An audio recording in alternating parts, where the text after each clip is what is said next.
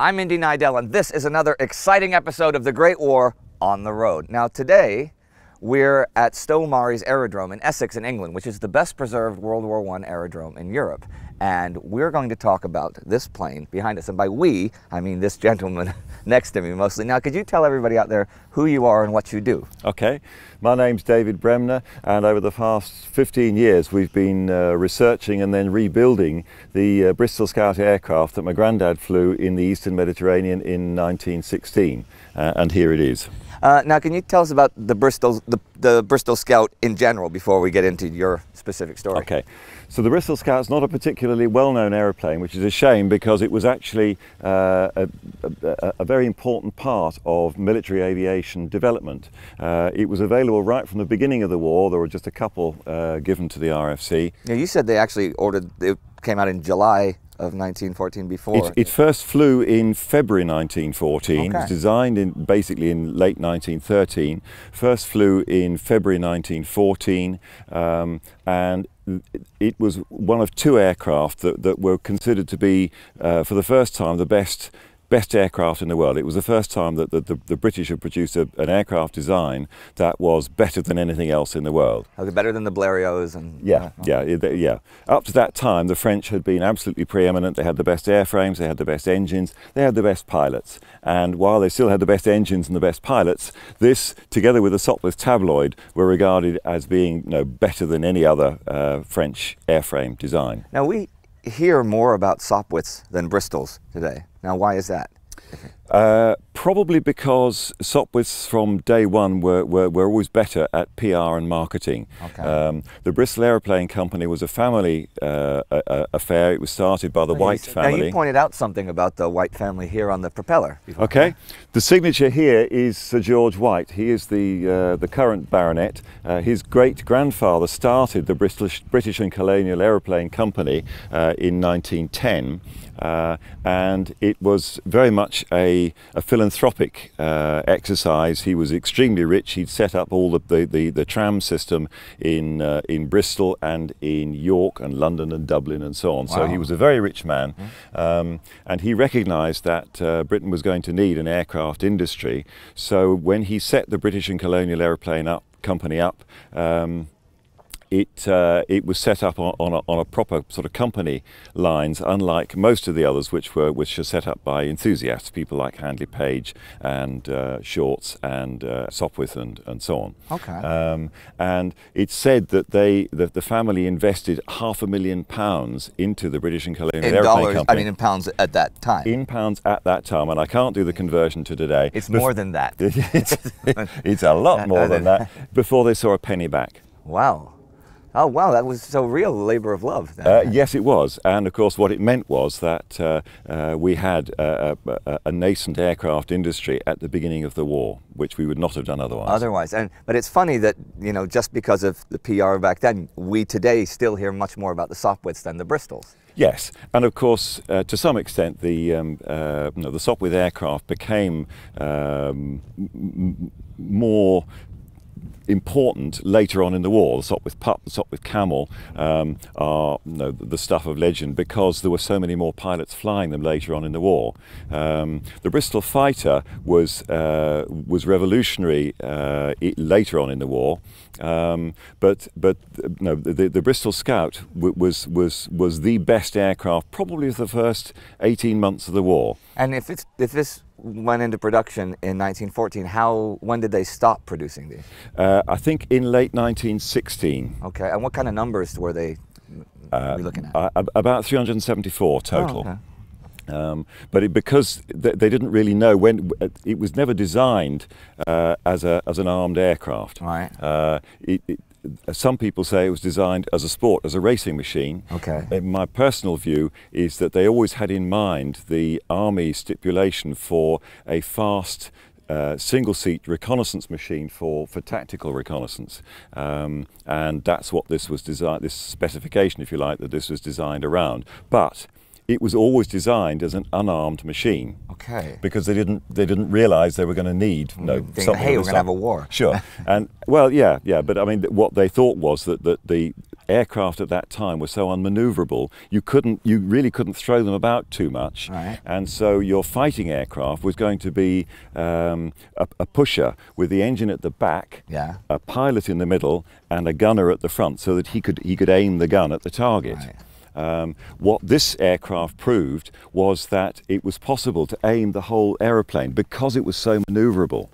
Okay. Clearly, you had to be able to go fast enough to catch up with the aeroplane, Right. but with this aeroplane, it was the first aircraft that was fully aerobatic, and so you could sensibly try to aim at another enemy aeroplane. And so the pilots who got hold of them initially started, flying with a pistol. Unbelievably, they then tried with a handheld rifle. So they must have been holding the stick between their knees and trying to aim. But they very quickly realized that wasn't much good. And so they devised any number of different experimental engine mounts on the Bristol Scout. Sometimes they mounted them, you needed to be able to get at the butt of the gun to change the drum, Sure. and also to clear jams. So you needed the butt mounted fairly close to the cockpit, Yeah. but they tried to aim the bullets going outside the propeller here. Of course, because... Yeah. And then, of course, you're flying here, and the bullets are going off out there, which that wasn't very easy. Yeah. Having said that, one of the exponents of that was Lano Hawker, who's a very famous First World War ace, and he got the first VC for aerial combat in a Bristol Scout with a gun doing exactly that. I think he caught 3 Germans Without on the hop. synchronization.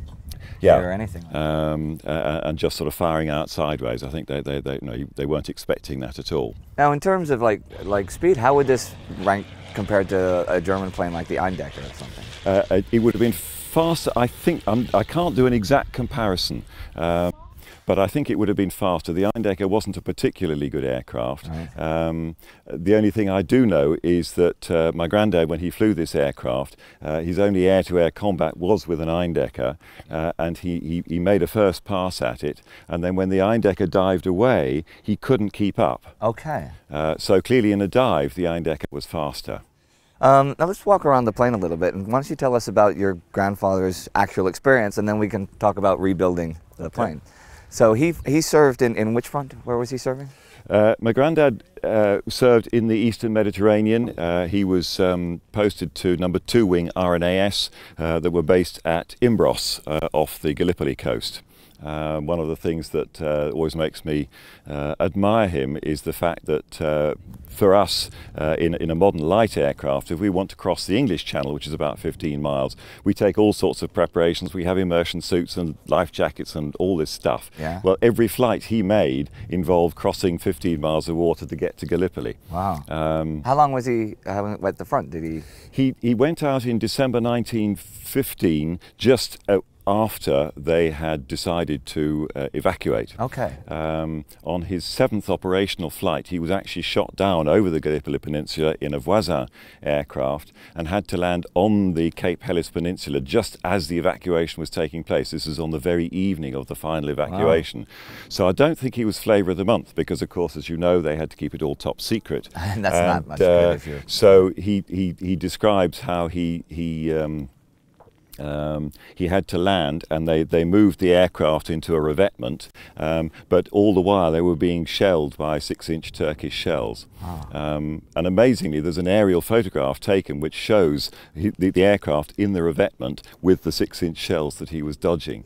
And then he was on the second to last boat off, and then when he got back to Imbros again, they said, no, we want to put you onto the Bristol Scout, which was the top machine at the time. It was it was absolutely the bee's knees. And then where did he go after Gallipoli?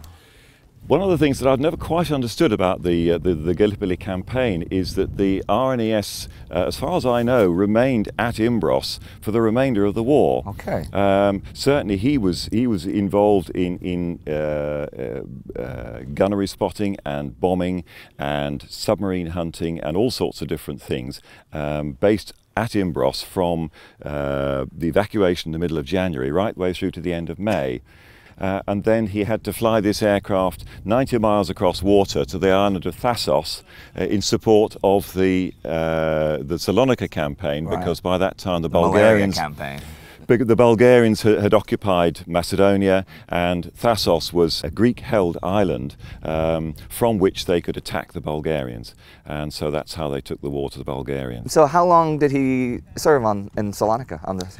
He was there for only about till about August, when he like so many others got malaria, dysentery or whatever, and was invalided home. Okay. And at about that time, this particular aircraft, which was his favourite, was being sent for major refurbishment on HMS Ark Royal, and he took the opportunity to help himself to some of the bits as souvenirs. So in his workshop after he died, we found the stick and the rudder bar and the magneto. And when did you think, hey, I want to rebuild Grandpa's plane? How did this process come to be? This is my colleague Theo Wilford, who grew up on Biggles books and had always wanted to fly a First World War aircraft, and he knew that the only way he would ever be able to do it would be to build his own. Okay. So it was he that suggested we look into it, and it took us 5 years of research, and I had to do this calculation every single time. The whole thing took 13 years. Okay. To research it and then build it. And now this isn't just a rebuilt Bristol Scout, it is a rebuilt your grandfather's Bristol Scout. Correct. So there's a whole lot of parts on this that are either unique or very rare. So most of the Bristol Scouts had an oil tank. Yeah, they had an oil tank here, right? On the early, well, you can put your finger right through this. Yeah, yeah, for sure you can. Yeah. Please don't. Yeah. Okay. But having said that, we're forever dropping screwdrivers through it. There are all sorts of little holes and things all over the place in here. But wow. Yeah. On the whole, please don't. No, they had an oil tank here, and it didn't feed the oil tank well enough, so they moved it up to here. Okay. And the tail end of the first batch was built like this, with nothing behind the pilot. Yeah. And then when they got the order for the next batch of Scouts, they built in a little cupboard here. I don't know what the cupboard was used for. It was too small even for a cap, I think. But the bulk of them have a little cap. So that was a factory modification that's fairly unique for 1264. Okay. The armament that's fitted to this aircraft was fitted... Let's go around so we can... Okay, that's fine, yeah. We'll walk around and check out the gun. It's a beautiful plane. Okay. So the RNAS did a homemade mount for the Lewis gun here. You'll see it's just bolted onto the side of the fuselage so that you can get at it in flight. You can change a drum if you want to. It's probably not a very good idea because it's an unsynchronized gun. Yeah, I was just looking at that and thinking. So on the original aircraft, you had a strip of fabric on the propeller to stop the splinters coming off in your face. Right. Okay. It's one of the favourite talking points when people come to look at this aeroplane, and they say, "Oh gosh, he must have been barking mad, or very brave, or something." But it actually wasn't. It wasn't quite as brave as you might think, because even the early synchronizing gear was very unreliable. Max Immelmann died by shooting his own propeller off. Yeah, because you'll have in some of the guns you'll have minor variations in the gun and the shell, which will throw off the whole synchronization, and you're going to shoot the propeller. Correct. Anyhow. Yeah, Okay. Absolutely. And the other benefit of this, of course, is that you get the full 500 rounds a minute, whereas with a synchronized gun, it's firing a lot slower. Of course. So when you've only got a second or a half a second, when you're actually on target, that rate of fire is critically important. And Grandad emptied a drum of ammunition at a 9-decker once, and he obviously survived because I'm the living proof. Fair enough. So that was a local variation by the RNAS. The other thing that they did was to mount bombs under the front of the fuselage, because he did actually quite a lot of bombing with this aircraft. And we have some. Can we have a look? We do have some. We've got a couple of bombs. There's a famous British children's TV program called Blue Peter, and the quote from that is, "Here is one I prepared earlier," because they do things that you can make on TV for children, and so here's one I prepared earlier. So the bombs here are just on the floor at the moment, but in practice they were mounted just under here, and they cut a hole in the bottom of the fuselage for Grandad to aim through. We haven't got the hole because we think it's quite oily enough inside there without adding extra. Yeah, what's the spray like when you're actually flying this? It's not that bad. Okay. Clearly, if you're flying for long periods of time, I'm sure it must have been quite distressing, and certainly, the story is that's why everybody wore a silk scarf, was to keep your goggles clean. Yeah. Because you absolutely cannot fly this aeroplane without goggles. Because of the spray? Well, because of the wind rush. Oh yeah, of course. And how cold is it when you're, is that why you got the whole gear? Yeah, I mean, for what I do, which is quarter of an hour flying just at low level, it's not particularly cold, but most of Granddad's combat sorties were done at 8, 9, 10,000 foot, and for sure that would have been really cold. And what kind of distance what kind of range would this plane have? How long and how far could you fly? Okay, well, he as I say, he flew certainly for 2 hours at one point. That's one of the sorties he did. And in 1914-15, that's a fairly it's not time. too bad. Yeah. They always wanted more. Later variants of the Scout had more bigger fuel tanks to try and give it more range. Okay. But he flew the 90 miles across the water, which I always think is a bit. It's not something I would like to take on in this aeroplane, and that took him about an hour and a half. And how often do you take your plane up? I suppose probably half a dozen to a dozen times a year, something like that. It takes a bit of organising because you need two people on a ground crew to get it started. Oh, of course. And the wind conditions have to be absolutely perfect and all that kind of stuff. Now, is that a rotary engine? This is a rotary engine. You can see here when I turn that, the whole engine rotates. And this was actually this concept of a rotary engine was what got aviation going in 1908. Okay. Up until that point, you were using usually water-cooled engines that were heavy, and this gave you a combination of good power at slow speed. This only does a maximum of 1200 RPM. Okay. And so it enables you to turn this wonderful, beautiful, great big propeller very slowly, that's very efficient. And so that was what made flying practical in 1908. And it stayed really the sort of the best format for an aircraft engine right up to 1918. So, but does this pull to one side like rotary engines? Yes, it does. You don't notice it under normal flying with sort of fairly shallow banks and so on. Where you would notice it is when you do like a vertically banked turn, okay. And that's when it starts to pull. This is a relatively low power. This is an 80 horsepower one, so the rotating mass isn't too huge. But when you get to something like the Sopwith Snipe with a 230 horse rotary engine, then the effect is much more marked. And how I want to talk about how wind affects it, like the takeoffs and landings. How strong a wind can you say I can't fly in this today? The critical thing actually is the turbulence, okay. Because when you land it, you have to land exactly into wind, and if you get low-level turbulence and the aircraft's being rocked about like this as you're coming down, that's the critical thing. But having said that, I certainly wouldn't fly in winds of more than about 15 miles an hour. Okay, and you do check, Yes, I do. Remember, Grandad certainly flew in wind conditions that were stronger than that. Oh, he had to, though. Well, yes, and they had quite a lot of spare aeroplanes in case he bent one. Yeah. Which we don't. You just got the one. Okay, so, and this map, what is this? Okay, the map is the one that my granddad used to fly the 90 miles from Imbros to Thassos okay, here. We see that. And there's a little red dot. The little red dot is the only information he had about the landing field. That's it? It had been prepared about 2 days before. It had just been cleared of the worst of the stones, and that was the only information he had. And it's funny because we saw, when we talked about flying on the Western Front, people don't realize that you didn't have lots of navigational equipment. You'd have to fly along railway lines and try to read the names of the stations to find out where you were. And you didn't have that here. No, no, oh, gosh. Correct. Oh, did people get lost quite often? I mean, I think what they did, certainly in my granddad's case, that they flew non-combat missions to start with to familiarise themselves with the area. In some ways, here with islands, it's not quite so bad because you can tell the difference between the blue bits and the sort of dark bits. It even probably at night. Helps. Yeah. Well, yeah, not so good at night, but but otherwise it was... Now this stick is a bit longer than the standard stick. It is. We only discovered this 2 years ago. My granddad was my height, I'm 6'3", and for me it's a very, very tight fit inside the cockpit, as it was for my granddad.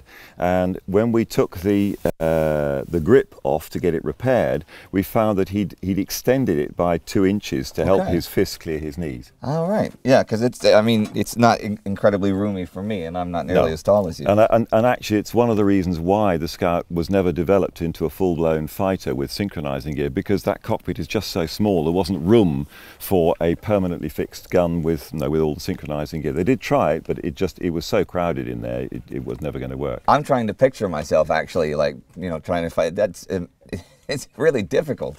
Yeah. You don't really realize it till you're actually sitting in the plane. No. And I'm about average height now, but 100 years ago I'm taller than a lot of the yeah. We haven't let you use the cushion. Actually, there is a cushion. I have to take it out, and again, this is advice I got from Granddad's logbook, because logbook memories, because that was what he found, that he had to do that for his knees to clear the bottom of the instrument panel here, and we've forgotten to put the cushion back in for you, so it will be slightly easier, but it's not straightforward at all. And I can see the board here with the date of dispatch, July 30th, 1916. Correct. Well, that's yes. Engine number and all those things. Yeah. Propeller number. Yeah. That's very cool, and I like the instruments and stuff. Yeah, all of those instruments are genuine First World War instruments, dating from the correct period, and that would have been supplied to the RNAS.